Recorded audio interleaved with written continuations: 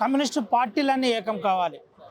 నడిచేది రామరాజ్యం కాదు, రావణ రాజ్యం జరుగుతుందని జాతీయ కార్యవర్గ సభ్యులు సీనియర్ కామ్రేడ్ చాడా వెంకటరెడ్డి చెబుతున్నాడు. మాజీ శాసనసభ పక్ష నేత కూడా. మనతో పాటు కామ్రేడ్ చాడా గారు ఉన్నారు, మాట్లాడిద్దాం. అన్న, ఏంటి రామరాజ్యం కాదు రావణ రాజ్యం నడుస్తుందని ఎట్లా చూడొచ్చు?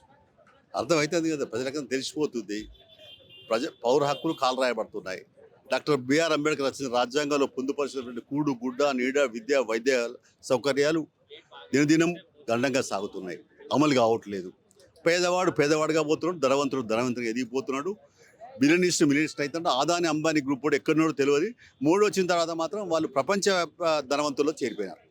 అంటే ఈ దేశంలో పేదరికం ఎట్లా పెరిగిపోతుందో ఇవాళ మనం అంటే రావణాసుని తోకలాగా రావణాసుని కష్టం దాకా కాలే పరిస్థితి వస్తుంది. అంజనేయుని తోకలాగా పెరిగిపోతున్నటువంటి పరిస్థితి వచ్చింది. అందుకనే ఏదేమైనా ఇవాళ ఈ మోడీ ప్రభుత్వం వచ్చిన తర్వాతనే అన్ని రకాలుగా కూడా ఈ అణచివేతలు పెరిగిపోయినాయి, హక్కులు కాలరాయబడతా ఉన్నాయి. అందుకనే వామపక్షాలన్నీ కూడా ఇవాళ